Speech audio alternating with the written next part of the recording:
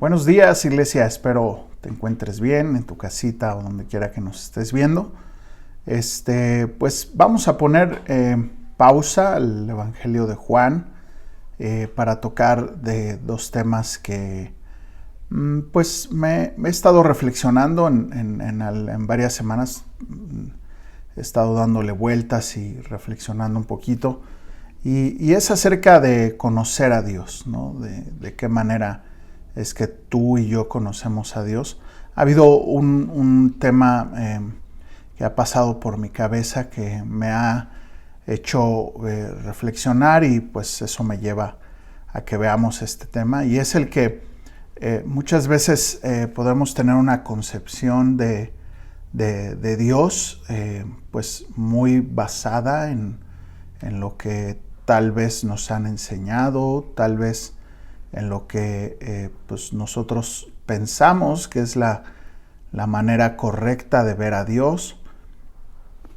Y pues estudiando estos primeros 4 capítulos del Evangelio de Juan, allá en las conversaciones que tuvo el Señor empezando con Natanael y bueno, también Juan el Bautista, como pues su intención fue dar reflejar la luz de nuestro Señor Jesucristo, ser esta señal que apuntaría al Mesías. Y también la conversación con Natanael, con Nicodemo, con la mujer samaritana y aún con este centurión que tenía a su hijo enfermo y que el Señor sana. ¿Cómo hay un fin común en todos estos ejemplos que el Señor nos ha puesto a través del Evangelio de Juan? Y es el hecho de desarrollar una comunión con Dios, de conocerle y también de darle a conocer.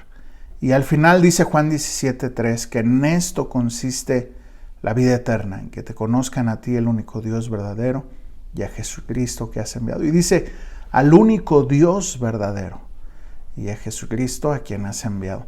Y dice el pastor Paul Washer que muchas personas que asisten a las iglesias cristianas, ni siquiera se está refiriendo a quienes no asistan a las iglesias, sino a quienes asisten, tienen una concepción de Dios más cercana a Santa Claus, al Papá Noel, que al Dios de las Escrituras. Y orando y dándole vueltas, pues eso me llevó a pensar en este tema que estaremos viendo en estas 2 semanas, acerca de conocer a Dios, ¿no? La importancia de conocer al Dios de la Biblia, no al Dios de nuestra concepción humanista, tal vez, o nuestra concepción pues ya predispuesta, sino de acuerdo a lo que el Señor nos enseña. Obviamente es un tema que nos va a llevar toda la vida, estar aprendiendo de las Escrituras, lo que el Señor quiere de nosotros, y Él revelándose a nosotros, por supuesto a través de la creación, como dice Romanos 1, pero también principalmente a través de lo que dice su palabra.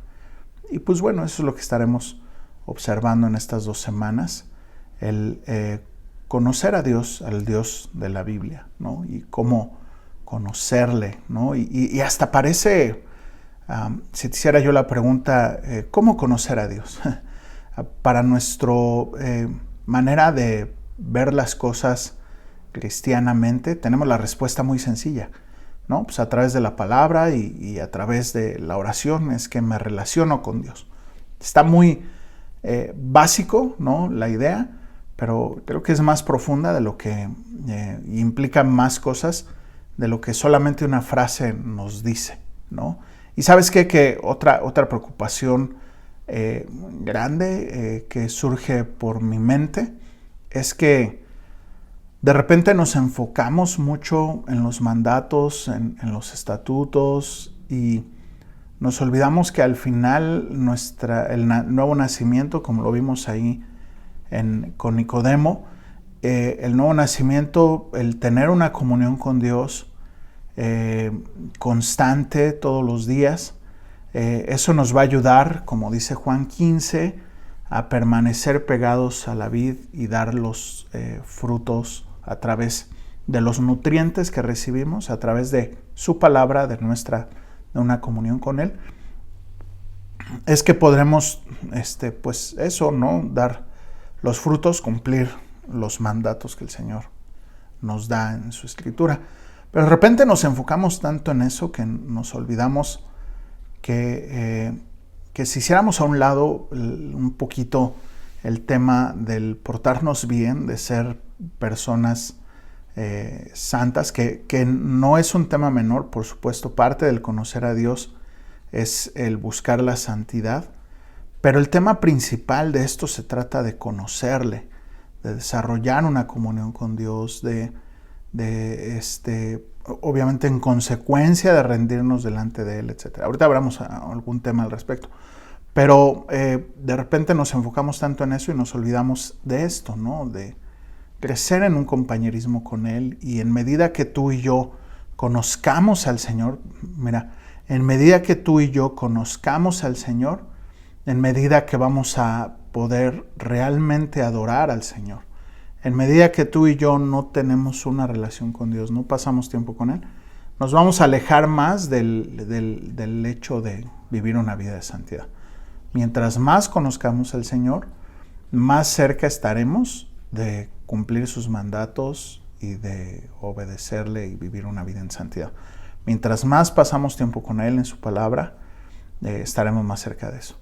Entonces, de repente nos enfocamos, y bueno, el texto así nos va llevando a veces temas de santidad, de justicia, de amor de Dios. Pero al estudiar verso a verso es así como lo vemos. Pero bueno, por eso es que quise poner pausa y hacer un énfasis en el tema de nuestra relación con Dios. Y la importancia de tenerla constante, no solamente cada domingo, sino constante. Y sabes que es triste saber que en estadísticas dicen que el 80% de las personas que asisten a la iglesia leen la Biblia de vez en cuando. O sea, oran, sí, pero leen la Biblia de vez en cuando. Y el problema de ello es que al solamente orar vas a tener, y no conocer al Señor y no estudiar la palabra de Dios, vas a tener una idea muy vaga de Dios. Y como le dijo el Señor a la mujer samaritana, ¿no? Ustedes adoran lo que no conocen.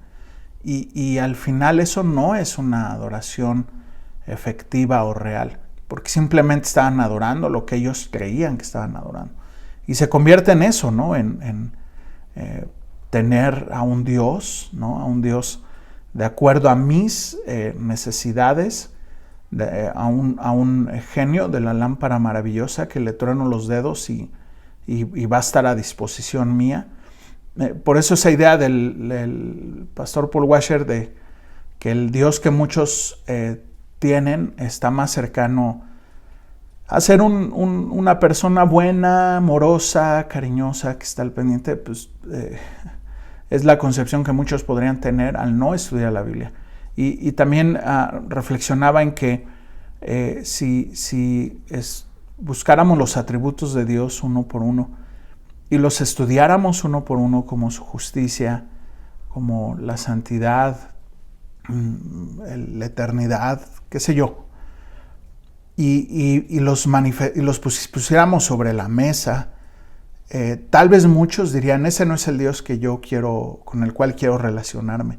Y pues eso es preocupante, porque al final ese es el Dios de las Escrituras. Más bien tenemos una idea de un Dios humanista que va a complacer al hombre y que el centro de toda la creación es el hombre, y pues lo que dice la palabra de Dios está muy lejos de eso, está pero muy, muy lejos de eso. Antes de entrar a los pasajes que vamos a estudiar, varios pasajes, pero antes de entrar te quisiera decir cómo en la Confesión de Fe de Westminster hay una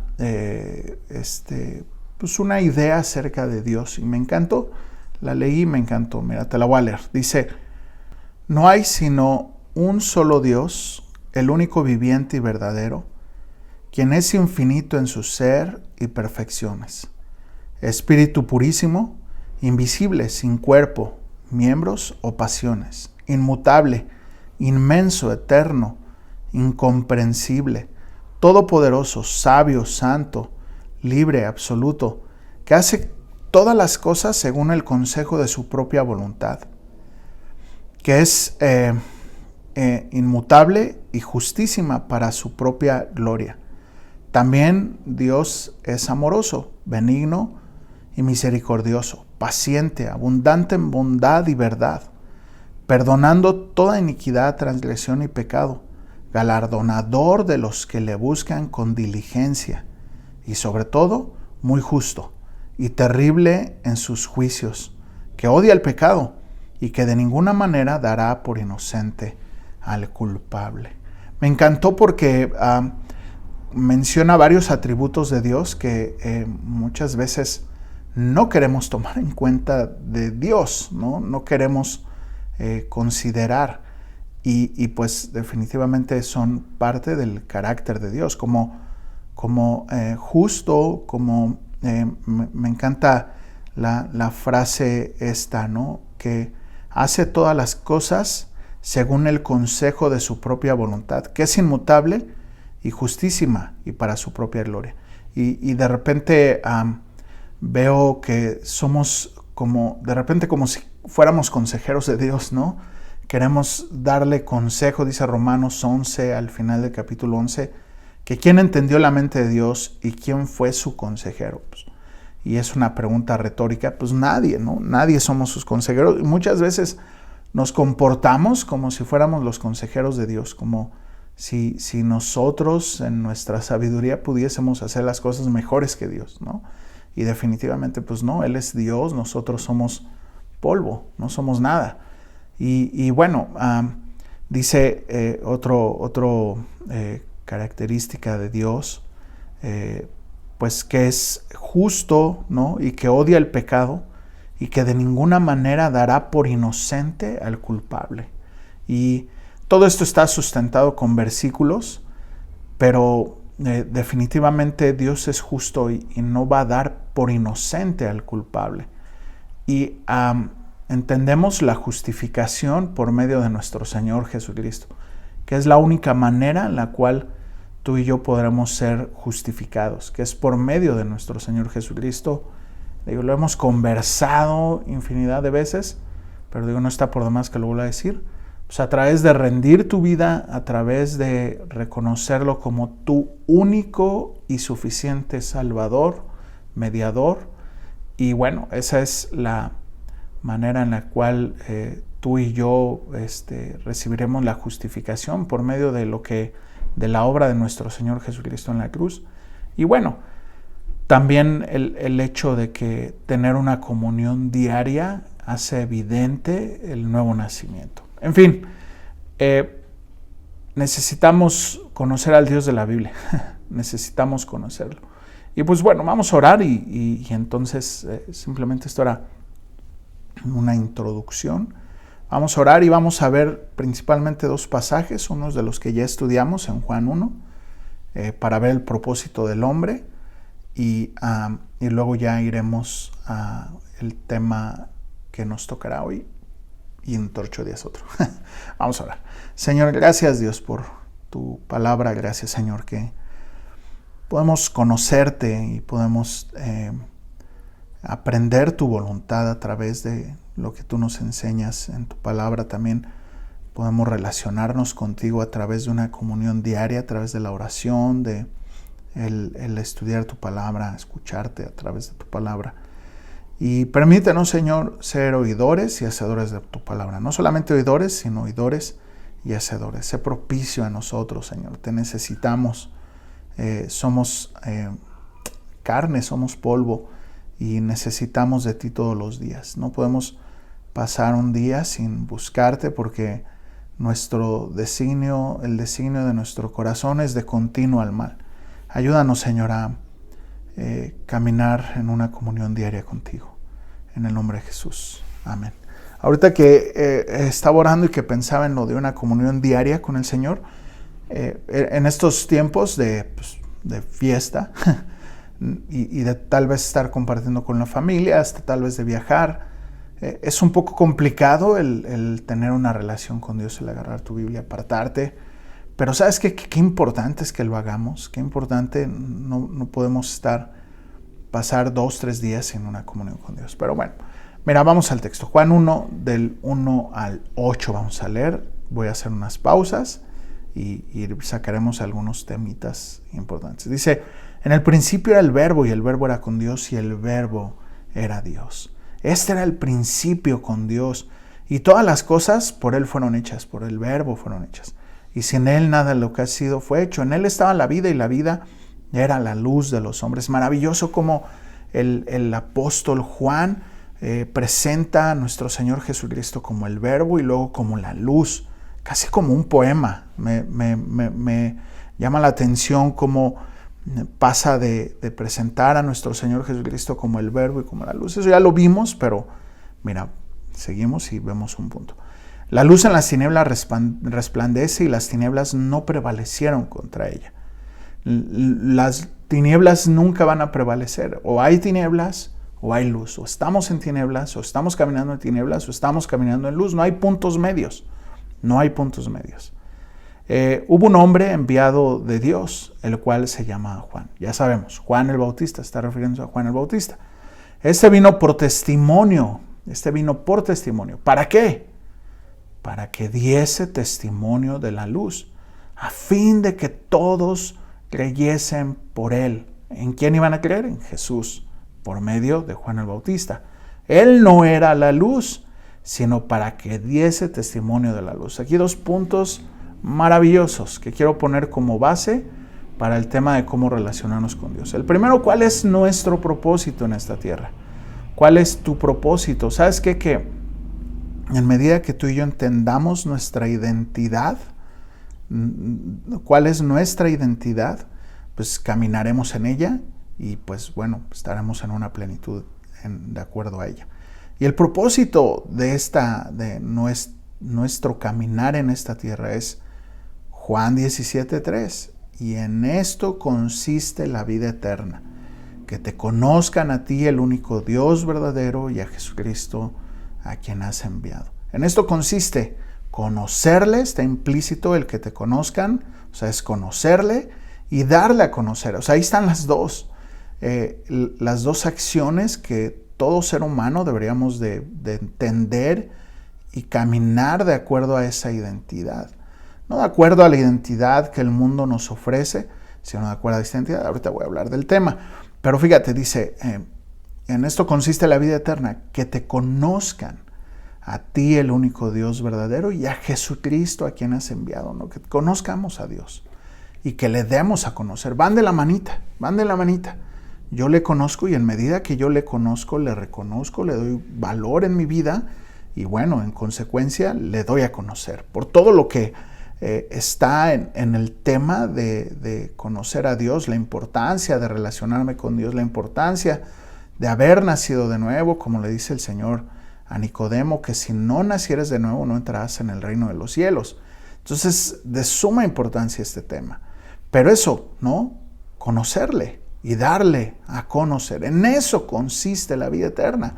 Y el verso 8 dice, Él no era la luz, sino para que diese testimonio de la luz. Es el segundo punto importantísimo.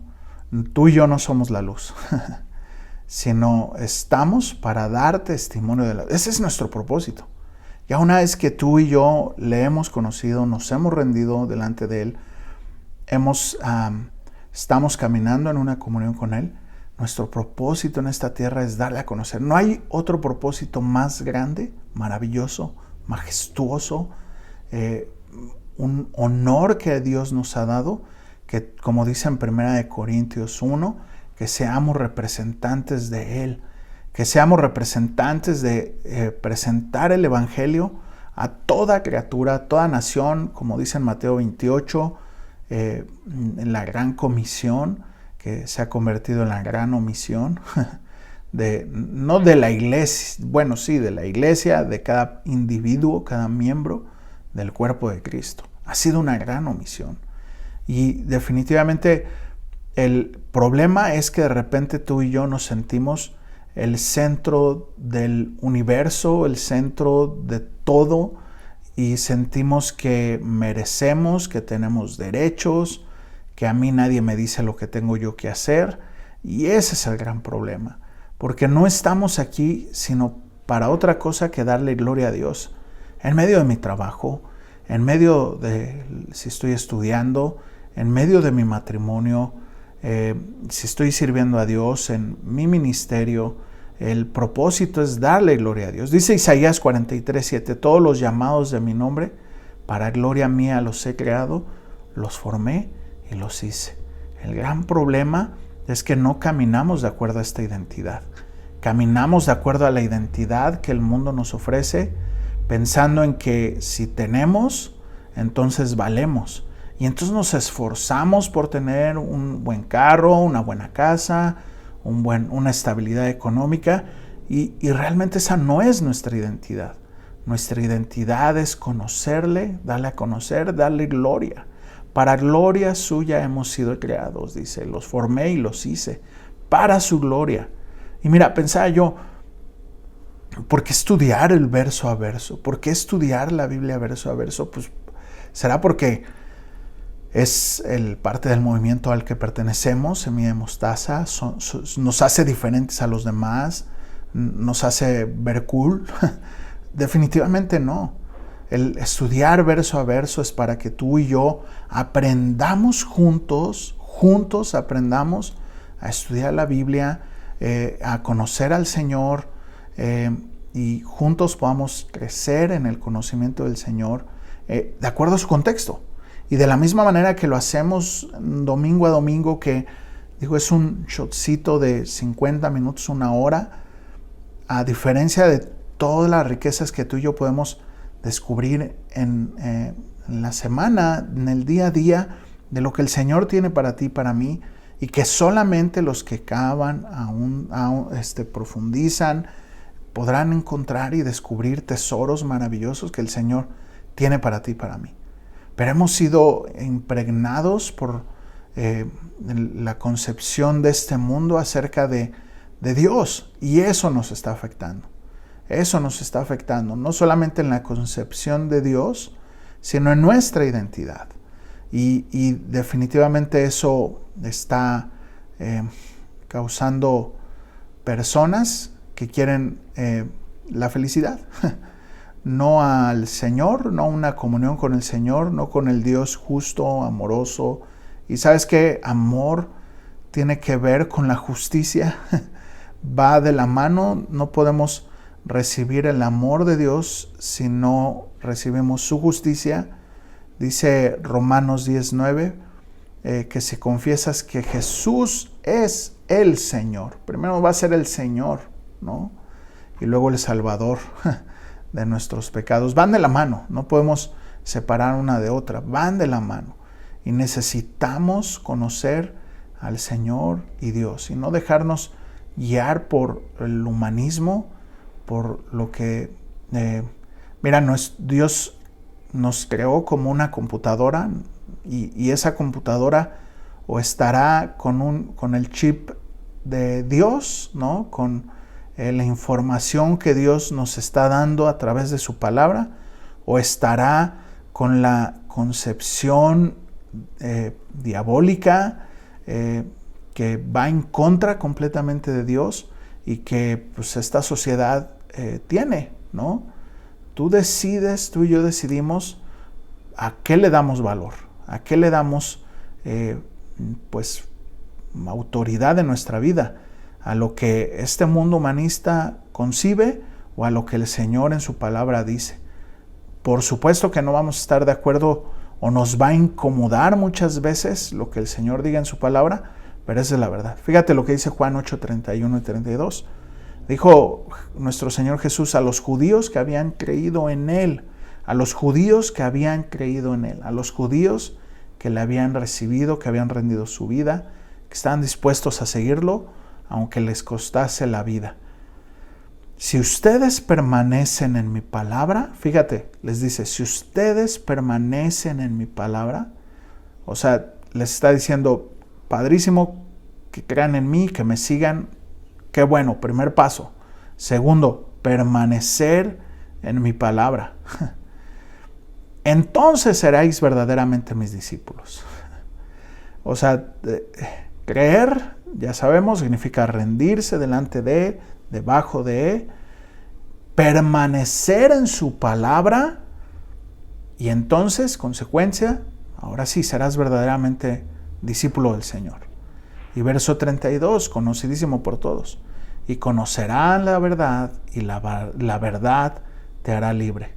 Dos acciones, creer en Él, permanecer en su palabra, igual a ser discípulos. Y, consecuencia, la verdad nos va a hacer libres.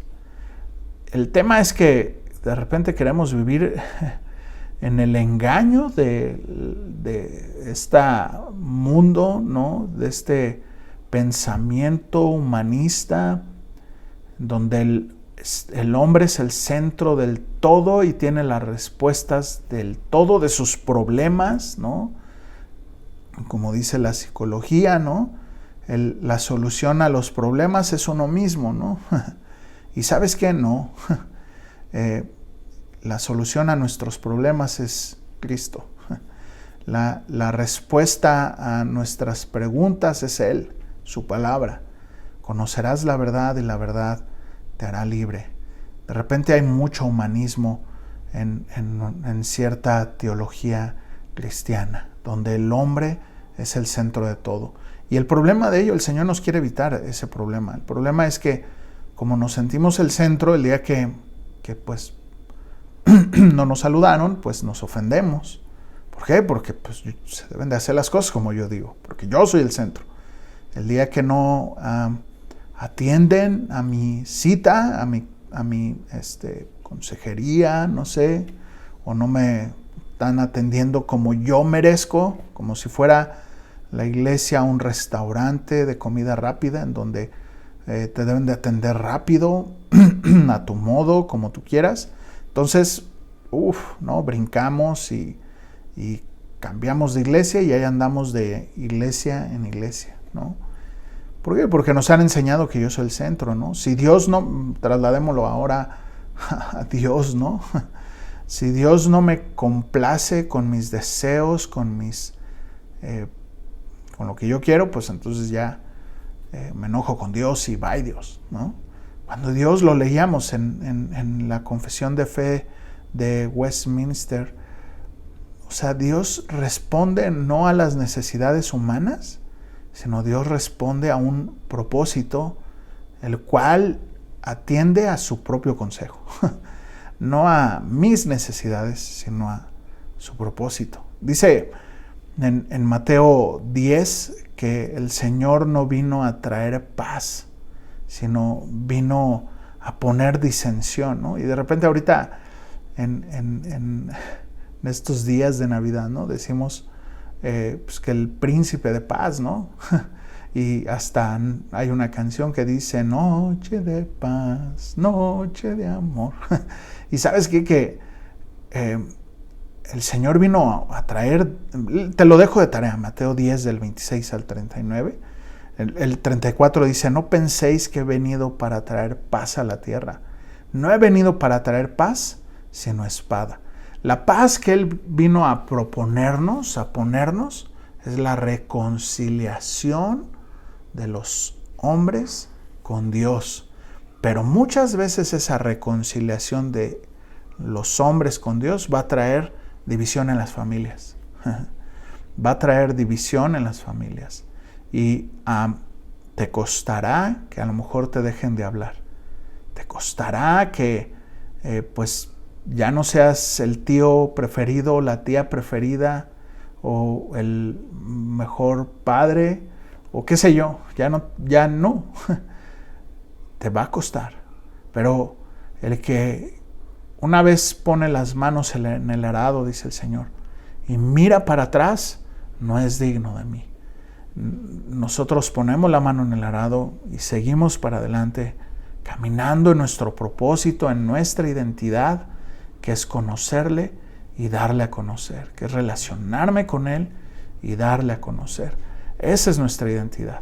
Claro, el mundo, vuelvo a esta idea de la concepción humanista, ha llegado a un punto en el que, pues si tú quieres tener relaciones sexuales, hombre con hombre, tenlas.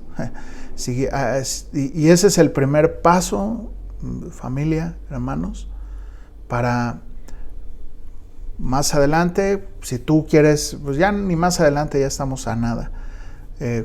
Con un animal, pues si tú eres un animal, un animal en un cuerpo de hombre, de ser humano, hazlo. Y esa es la ideología que el mundo nos está proponiendo, el mundo nos está poniendo. Y por supuesto que está en contra completamente de Dios. Y llegará un momento, mis hermanos, en que seremos completamente censurados y hasta perseguidos por esto, por hablar de la verdad. Santiago 4:4 dice: cualquiera pues que quiera ser amigo del mundo se constituye enemigo de Dios. Si tú permites que todas estas, y estoy citando algunas, ¿no? Hay muchas más pensamientos, concepciones que tenemos que van en contra de Dios, ¿no? Hasta de Dios mismo, un Dios, como te decía hace un momento, que es un genio de la lámpara maravillosa, que trueno yo los dedos y viene inmediatamente a suplir mis necesidades. Y si no, entonces eres malo. Bueno, muchas de esas concepciones que tenemos acerca de Dios y que son humanas y que son diabólicas y que son perversas y que aún se han infiltrado en la iglesia por ignorancia, porque desconocemos la palabra de Dios, nos hacen amigos del mundo y enemigos de Dios. Y el gran problema es que mucha gente pensará que está caminando hacia Dios, y cuando lleguemos delante de Él nos daremos cuenta, o se darán cuenta, de que toda su vida se la pasaron viviendo para sí, caminando, adorándose a sí mismos y pues constituyéndose enemigos de Dios. Volvemos a la misma idea para ya terminar este punto. Primero, como Juan el Bautista, ¿no? Para que diese testimonio de la luz. Ser luz, el reflejo de la luz, para dar testimonio de esa luz, a fin de que creyesen por Él. Creyesen en Él por medio de nosotros. No es la luz. Juan el Bautista y nosotros no somos la luz, sino para dar testimonio de la luz, para reflejar esa luz. Ese es nuestro propósito, conocerle y darle a conocer toda nuestra vida.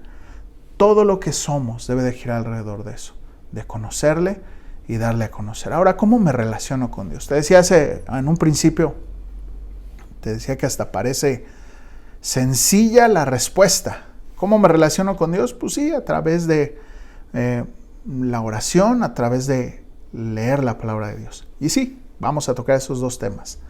El primero, la oración, y dentro de 8 días, estudiar la palabra de Dios. El tema es que, volvemos a la misma idea humanista, ¿no? De, pues, cómo me relaciono con Dios, ¿no? Y sabes qué, sé que vuelvo a decir, esto será de toda la vida, no va a ser de solamente 2 enseñanzas. Toda la vida nos va a llevar a estar observando lo que el Señor quiere para nosotros, aprendiendo de Él. Será algo de toda la vida. Pero si tú y yo no aprendemos o somos conscientes de que todos los días tenemos que estar orando y leyendo, que somos muy fáciles de desviarnos del plan de Dios. Somos, como dice el Señor en Génesis, que vio que los designios del corazón del hombre son de continuo al mal. Ese es el corazón del hombre, es de continuo al mal. Si tú y yo pensamos en algún momento, es que yo ya soy bueno, yo ya no, vas a bajar la guardia Y recuerda que el enemigo anda como león rugiente alrededor buscando a ver a quién devora. No podemos bajar la guardia, debemos estar en una comunión constante. Mira, nuestra guerra no es contra estar peleando contra demonios, estar luchando contra ellos, es contra nuestra carne. Y el Señor les dijo, velad, orad, cuando está en el huerto del Getsemaní, a punto de ser aprendido para ser crucificado, les dice a sus discípulos, acompáñenme a orar. Y les dice, velad y orad, porque la carne es débil. Y ¿sabes qué? Es necesario que tú y yo oremos, que velemos, porque la carne es débil. Hay tantas seducciones y nuestro corazón de continuo al mal, que nos apartamos tantito de nuestra comunión, nos justificamos, nos ponemos en un plan de víctimas, volvemos otra vez a desenfocarnos de nuestro propósito, poniéndonos en el centro de la ecuación, en el centro, y nos olvidamos de que no estamos sino para darle gloria a Dios. No estamos sino para darle a conocer, y que ese es nuestro propósito. Y sabes qué? Que todo lo que hagamos, hagamos gira alrededor de eso. Pero bueno, ¿cómo me relaciono? Antes de entrar a eso, Gálatas 6, del 8 al 9, dice, ciertamente en otro tiempo, no conociendo a Dios, servías a los que por naturaleza no son dioses, mas ahora conociendo a Dios, o más bien, siendo conocidos por Dios. Me encanta cómo Pablo entiende algo que necesitamos entender. No es lo mismo conocer a Dios que ser conocidos por Dios. Es como el Cristiano Ronaldo. Es más, te dije el nombre e inmediatamente lo identificaste. Y hay quienes, solamente por lo que investigan, pueden conocer hasta datos más datos de Cristiano Ronaldo, hasta tal vez más que él mismo. Y no es lo mismo el decir, yo conozco a Cristiano Ronaldo. Sí, ¿has tenido una charla con él? No, lo conozco porque mira, él nació en el año de no sé qué, jugó su primer equipo, hijo de tal y tal y tal, esposo de tal y tal y tal, digo tal y tal porque pues, no sé, ni idea tengo. Pienso tal vez podría tener ya 2 o 3 matrimonios encima. Sus hijos son tal y tal y tal. Debutó en el equipo tal, metió tantos goles. Y hasta tener así toda una estadística tipo Wikipedia de Cristiano Ronaldo. Y dice, pues sí, lo conoces. El tema es, él no te conoce. No tienes... ¿Y cómo va a ser que él te conozca y tú lo conozcas? Pues a través de una relación. Por eso Pablo hace esta pausa, ¿no? Él mismo diciendo, conociendo a Dios, servías por otra naturaleza. Es Gálatas 6, del 8 al 9. Y dice, mas ahora conociendo a Dios, o más bien, siendo conocidos por Dios. Esto ya habla de una relación en donde yo le conozco, pero Él también me conoce. ¿Y cómo es que Él te va a conocer?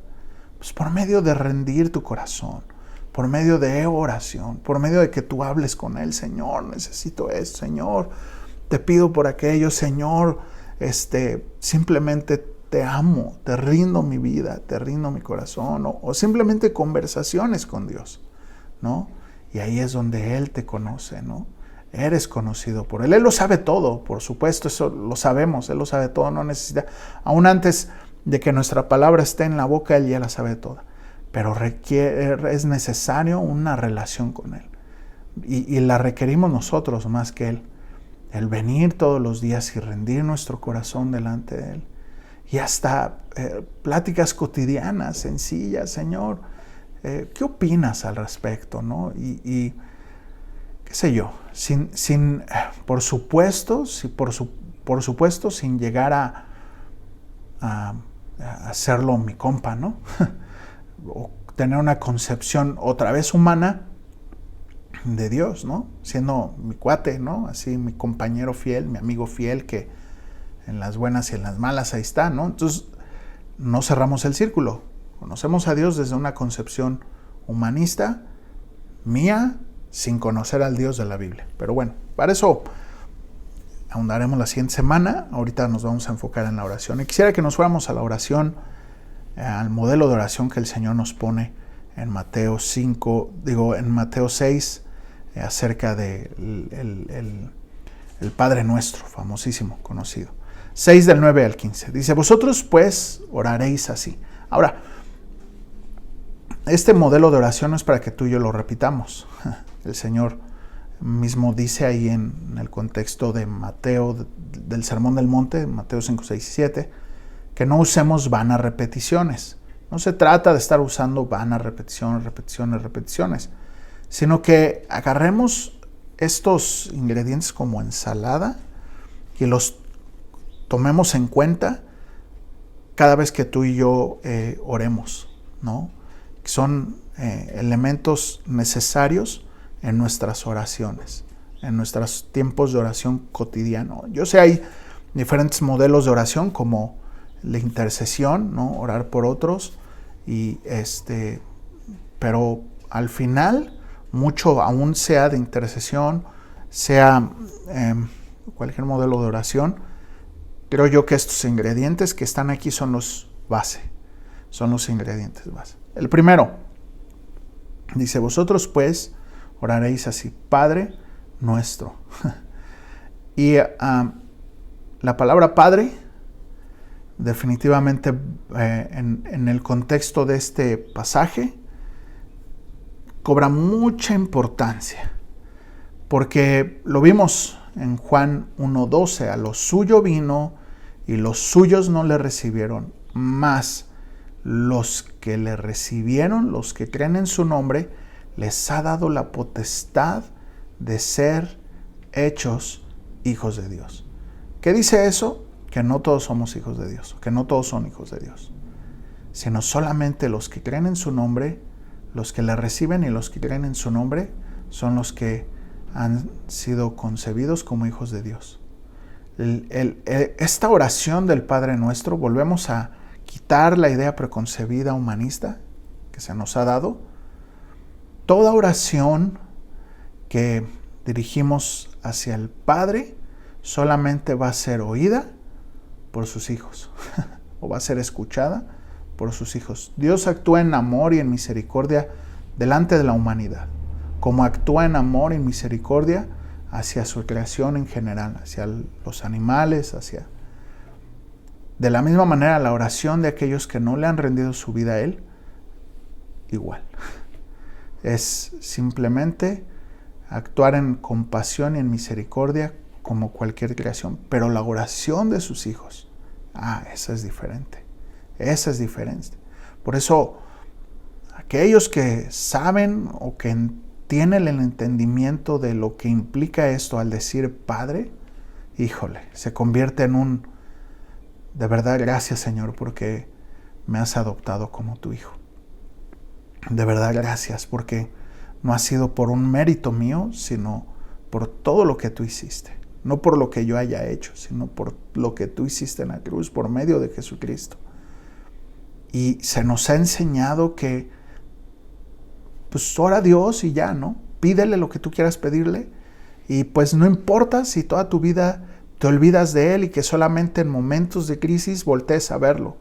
Y ¿sabes qué? Que, pues, como leíamos ahorita en Gálatas, Él no te conoce, ni sabe quién es. En Mateo 7, al final del Sermón del Monte, dice, a partir del verso 21, dice, aquel día me dirán, Padre, en tu nombre echamos fuera demonios, en tu nombre hicimos muchos milagros. Dice el Señor Jesús, entonces yo les declararé, apártense de mí, hacedores de maldad, no te conozco. La clave es, no sé quién eres, no tuviste el tiempo de relacionarte conmigo durante toda tu vida, yo tampoco sé quién eres. Entonces, el hecho de decirle Padre va más allá de una frase que tú y yo digamos, y que nuestra oración, si tú no le has rendido tu vida al Señor, no pasa del techo, no pasa del techo, hasta ahí llega. Si no es que tú llegas con un corazón humillado, contrito, reconociendo quién es Él. Mira, antes de este pasaje de Mateo 6 está Mateo 3. Varios pasajes atrás. Y me refiero a Mateo 5, verso 3, en donde comienza este sermón maravilloso.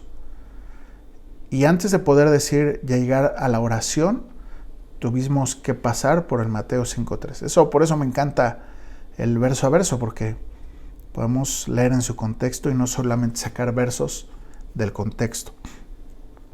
Y dice Mateo 5.3, bienaventurados los pobres en espíritu, porque de ellos es el reino de los cielos. Esta es la primera frase que el Señor utiliza en este sermón del monte. Bienaventurados los pobres en espíritu. ¿Qué se está refiriendo? Que si tú llegas, y dice, porque de ellos es el reino de los cielos. Si tú llegas con una actitud de pobreza, de necesidad, de alguien que no puede ver por sí mismo, pero que se reconoce necesitado, entonces de ellos es el reino de los cielos. Es llegar delante de Dios para poder, si vamos hilando los cabos, para poder decir realmente que soy un hijo, necesitas nacer de nuevo. Y para nacer de nuevo necesitas rendir tu vida. Y parte del rendir tu vida delante de Dios, según Romanos 10:9, es esto: reconocerte un pecador y reconocer tu necesidad, tu pobreza espiritual. Decir, necesito del Dios, necesito de un Redentor. Yo no puedo llegar, soy un pecador. Y fíjate la segunda bienaventuranza, verso 4. Bienaventurados los que lloran, porque ellos recibirán consolación. ¿Por qué? Porque lloran porque el novio los dejó. Porque lloran porque pues simplemente les ha ido mal en la vida. No se refiere a eso. Se refiere a los que lloran por su pecado. Y este llorar, ¿sabes a qué se refiere? No a un llanto de, ay, bueno, siento mal porque pequé y ya, no. Es un llanto, dicen que casi, como si estuvieses, rectifico. Que es un llanto como si tú estuvieses perdiendo a uno de tus hijos. Un llanto de dolor profundo, de decir, me duele mi pecado, como si en este momento estuviese perdiendo a uno de mis hijos. De ese grado se compara este llanto. A ese grado se compara. Al igual de decir, lloro como si estuviera. Entonces, perdiendo a uno de mis hijos. Entonces, imagínate. Dice, porque ellos recibirán consolación. Bienaventurados los mansos, porque ellos recibirán la tierra por heredad. Y así nos podemos ir, pero quiero resaltar solamente las dos bienaventuranzas primeras, verso 3 y verso 4 de Mateo 5. Bienaventurados los pobres, quien se reconoce un miserable espiritual y que reconoce que necesita de un Redentor. Entonces de ellos es el reino de los cielos. Si tú y yo no reconocemos nuestra necesidad de Dios, nos reconocemos como pecadores. Y ya no, porque podemos reconocer eso y no pasar al segundo punto, de decir, te necesito. Si no hacemos estas dos, pues ahí se va a quedar. Y nuestra oración nunca podrá traspasar del techo hasta que reconozcas, te rindas delante del Señor, rindas tu autoridad a su autoridad. Él es el Señor, yo mando. Y Él es el único camino, la verdad y la vida, como dice Pablo a Timoteo. Porque hay un solo Dios y un solo mediador entre Dios y los hombres, Jesucristo hombre. Dice Romanos 8:14, porque todos los que son guiados por el Espíritu de Dios, estos son hijos de Dios.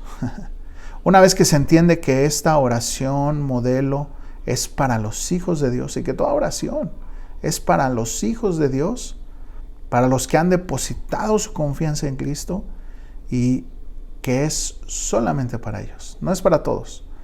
De nada sirve que repites como perico esta oración, o lo hagas hasta como modelo y tengas la teoría, si nunca rindes tu vida al Señor. De nada sirve, no eres hijo de Dios, según Juan 1:12, ¿no? En fin, Mateo 6:9. Padre nuestro que estás en los cielos, ¿no? La segunda acción que encontramos, o la segundo ingrediente que encontramos en esta oración, es que estás en los cielos. ¿Y qué se refiere a esto? Digo, podemos verlo de varios ángulos. Uno es que Él está allá y yo estoy acá. Él es el que está en los cielos y yo soy aquí. Yo soy polvo, no soy nadie. Él es el que está en los cielos. Es mi Padre, sí, cercano, pero está allá arriba.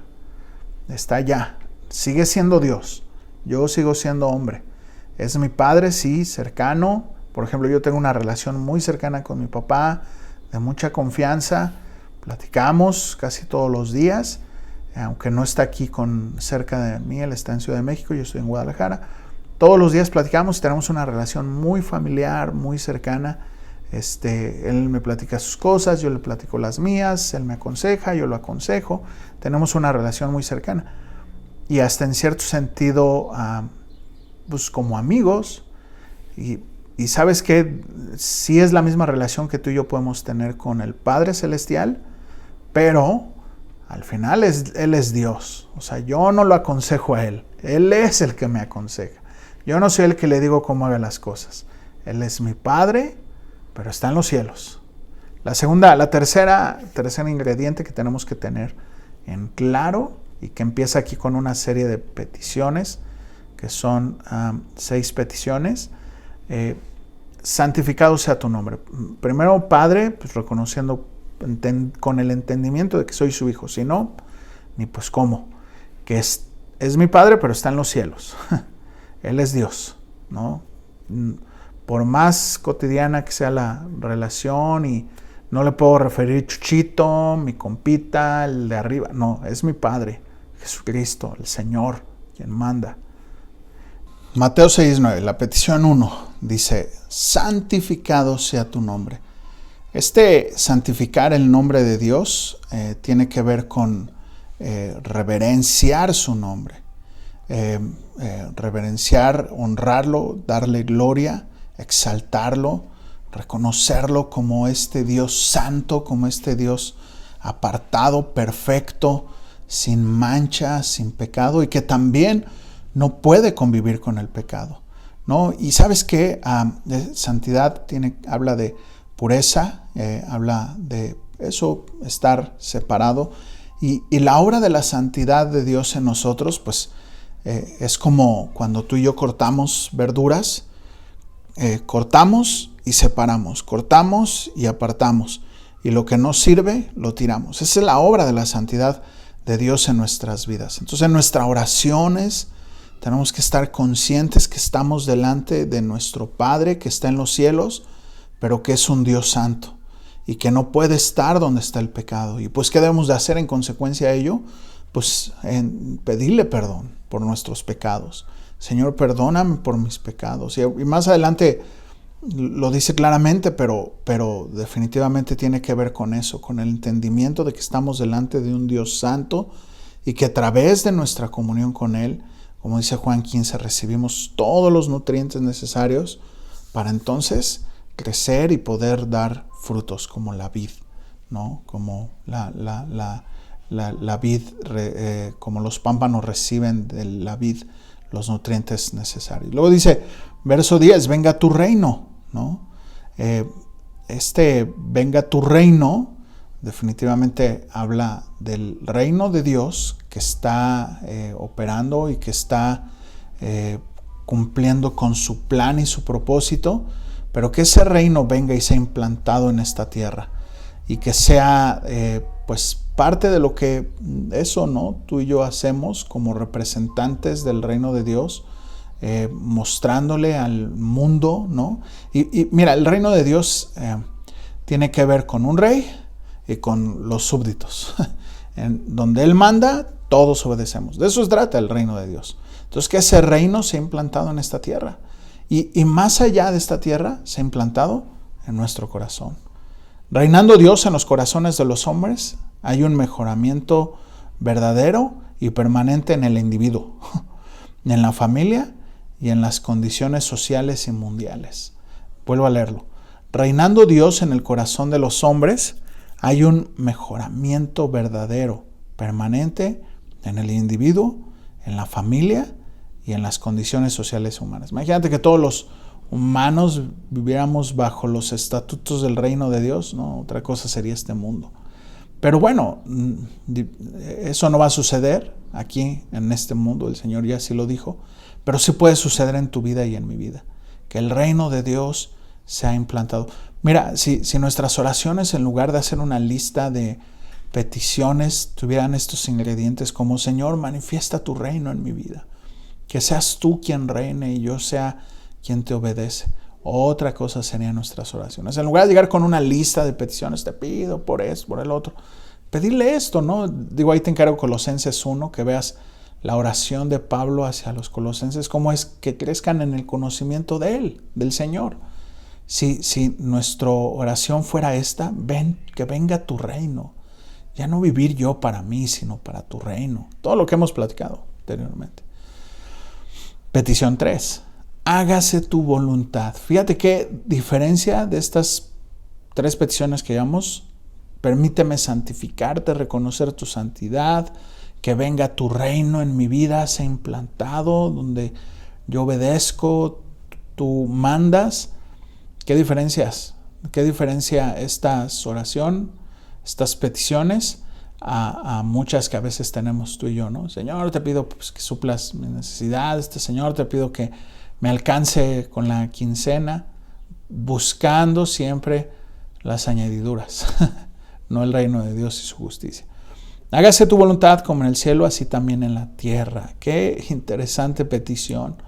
Hágase, la voluntad de Dios se está haciendo y se va a cumplir. La voluntad general de Dios, universal, esa se va a cumplir. En algún momento el Señor, que ya lo tiene Él predispuesto, dirá basta, y entonces se manifestará ya no como un cordero, sino como un león. Pero en el corazón de los hombres, en el corazón de cada hombre, tiene que estar la voluntad. Y entonces, así como se hace su voluntad, así también que se haga su voluntad en nuestras vidas. Así como se hace en el cielo, así también en nuestras vidas, en la tierra. Pero empezando con nuestra vida. Qué diferente, ¿no? De pedirle por mis cosas temporales a pedirle: Señor, permíteme hacer tu voluntad. Ayúdame a hacer tu voluntad. Con que una de estas dos, tu reino en mi vida, tu voluntad en mi vida, con estas sería maravilloso. Señor, permíteme agradarte haciendo tu voluntad. Permíteme ser un buen siervo, fiel delante de ti. Un esclavo, siervo es eso, esclavo. Verso 11, petición 4. El pan nuestro de cada día, dánoslo hoy. Qué interesante que dice el pan de cada día. El pan que, suple mis necesidades cada día. Porque definitivamente el Señor está en contra del afán, de la ansiedad, de pensar en el mañana. Y mira, no está mal planificar, no está mal. Lo que está mal es el afán. Afanarnos por lo que vamos a tener, por lo que no, pues no sabemos si vamos a vivir. No sabemos si vamos a despertar el día de mañana y tal vez nos la pasamos afanándonos. No está mal planear, no está mal. El Señor no está para nada demeritando la idea de la planificación o de planear. No tiene nada que ver con eso, sino tiene que ver con el afán. Que no nos afanemos. ¿Te acuerdas cuando estaban en el desierto el pueblo de Israel? El Señor mandaba maná cada día y les decía: solamente para hoy, para mañana no guarden. Y los que guardaban para el día siguiente, se les echaba a perder el maná. ¿Qué es lo que el Señor les estaba queriendo decir? Lo mismo que en esta oración. Confía en que mañana Dios tiene el pan. Que así como hoy trajo a la mesa, mañana va a seguir trayendo a la mesa. Y no nada más mañana, pasado mañana. No, en estos tiempos de mucha incertidumbre económica, de salud. ¿Sabes qué? Que el Señor no se va a olvidar de ti y de mí. No hay justo que mendigue pan, ni su herencia o su descendencia que mendigue el pan, o que no se vea cuidada por Dios. Y sabes que necesitamos recordar que el Señor tiene cuidado de nosotros, que el Señor va a mandar el maná cada día. Y como dice ahí mismo en Mateo 6, adelantito dice que pues por nada estemos afanados, sino que cada día traiga su propio afán. Que hoy estemos conscientes de que Él va a suplir nuestras necesidades el día de hoy, de la misma manera que el día de mañana, y que en eso podamos descansar. Es parte de nuestra confianza en Dios, parte de creerle es nuestra confianza en Él. Si tú no puedes confiar en Dios en esto, de que mañana Él va a suplir, y dudas de ello, imagínate, o sea, es dudar de Dios, de lo que Él está diciendo, es no darle valor a lo que su palabra dice. En cosas tan sencillitas podemos identificar que nuestro corazón está dudando de Dios, como en esa, confías en que Él va a suplir.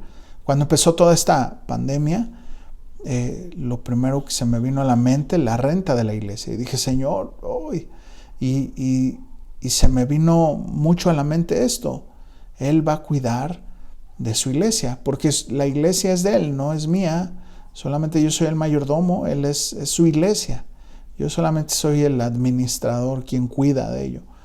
Y sabes que hasta el día de hoy no ha faltado, Dios ha sido fiel, y Dios es bueno. Él da de comer así como a los pajarillos, así va a suplir tus y mis necesidades. No temas, Él va a suplir. Y entonces, más que el hecho de demandarle, Señor, dame el pan, es más bien aprender a confiar que Él tiene en sus manos el que cada día nos va a dar el alimento. No es, Señor, dame el alimento, en el hecho de que venga añadido ahí, dánoslo hoy, está queriendo decir, confía en que el Señor te va a dar el pan hoy y mañana. Ahora, te quiero dar una clave de todo esta oración. Si tú no conoces las Escrituras, pues simplemente vas a ver lo de encimita y se va a convertir en un rezo que vas a repetir y repetir y repetir. Pero ya cuando entiendes, por ejemplo, lo del maná, que era día a día, entonces puedes darle sentido al texto y decir, entonces Dios está queriendo enseñarme que no se trata de yo pedirle, de hacerle una lista de peticiones de mis necesidades, sino de confiar que Él tiene cuidado de todas ellas, que Él tiene cuidado de mis necesidades, no de las cosas que yo quiero, que creo que necesito, sino de las que realmente Él sabe que yo necesito. Son cosas muy diferentes. Él tiene cuidado de nosotros. Petición 5. Perdona nuestras ofensas como también nosotros perdonamos a quienes ofenden. Fíjate, le está diciendo, perdona mis pecados, como también yo perdono a aquellos que me ofenden. Nosotros tenemos que entender que cada vez que pecamos, como dice el Salmo 51, a quien ofendemos es a Dios. No, si hiciste un pecado contra alguien aquí, pues claro, estás ofendiendo a Él. Pero al primero que ofendes es a Dios. Y claro que tienes que pedir perdón aquí, pero al primero que le tienes que pedir perdón es a Dios. Reconocer tu pecado y pedirle perdón. Y entonces, como en consecuencia, si fue contra alguien aquí, pues pedir perdón.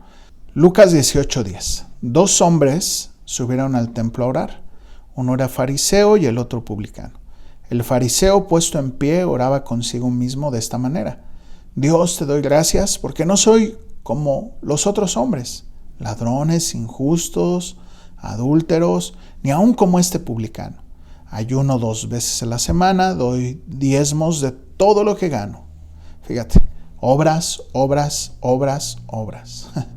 Yo no soy como estos. Yo sí doy mi diezmo, yo sí me porto bien, yo sí hago. Y mira, no está mal hacer esas cosas. El tema es que, pues, no reconoce el ejemplo que el Señor está dando a través de esta parábola. Esta persona no reconoce que eso que está haciendo es nada en comparación a todo lo malo que hay. Y de repente somos muy malos jueces para con nosotros mismos. O sea, nos justificamos y exaltamos lo bueno y lo malo, eso lo olvidamos. Pero el de los demás, no, somos buenísimos de señalar a los demás su pecado. Y es lo que la actitud de este hombre, ¿no? En lugar de, como el otro, llegar con una actitud diferente, llega con una actitud de soberbia. Gracias, Señor, porque no me has hecho como los demás. Yo no soy un adúltero, yo soy una buena persona, yo soy alguien que lee la Biblia, yo soy alguien que voy a la iglesia todos los domingos, que no soy pecador. Doy mi diezmo, soy puntual. Sí, está bien, qué bueno que haces esas cosas. Pero ¿sabes qué? Eso no es todo, mijo. Esa no es la lista nada más. Hay más cosas, ¿no? Fíjate, mas el publicano, estando de lejos, no quería ni alzar los ojos al cielo. ¿Te acuerdas Mateo 5:3? Bienaventurados los pobres en espíritu, porque de ellos es el reino de los cielos. Llegó como un pobre. Dice, mas el publicano estando de lejos, no pobre material, sino pobre en espíritu. No quería ni alzar los ojos al cielo, sino que se golpeaba el pecho diciendo, Dios, sé propicio a mí que soy un pecador. Reconoce su pecado y se está arrepintiendo de su pecado. Os digo que descendió a su casa justificado antes que el otro. Que cualquiera que se enaltece, porque cualquiera que se enaltece será humillado y el que se humilla será enaltecido. Nuestra actitud debe de ser esa. Señor, perdóname mis pecados, porque soy un pecador. Perdóname. ¿Cuándo pecamos? ¿Cada cuándo tienes que arrepentirte? Pues cada vez que pecas. ¿Y cada cuándo pecas? Pues todos los días.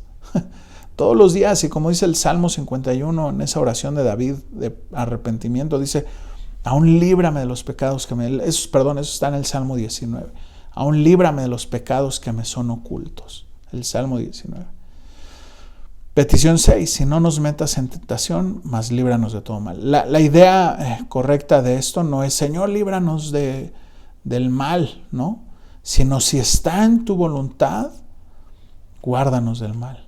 Pero si en tu voluntad está que yo caiga en alguna adversidad, ayúdame en medio de la adversidad.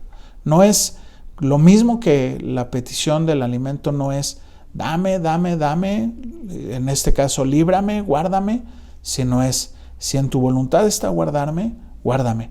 Y si en tu voluntad está que yo pase por adversidad, como veíamos la semana pasada, bendita adversidad, bendita necesidad, porque esa a veces es necesaria para que pongamos nuestros pies de rodillas.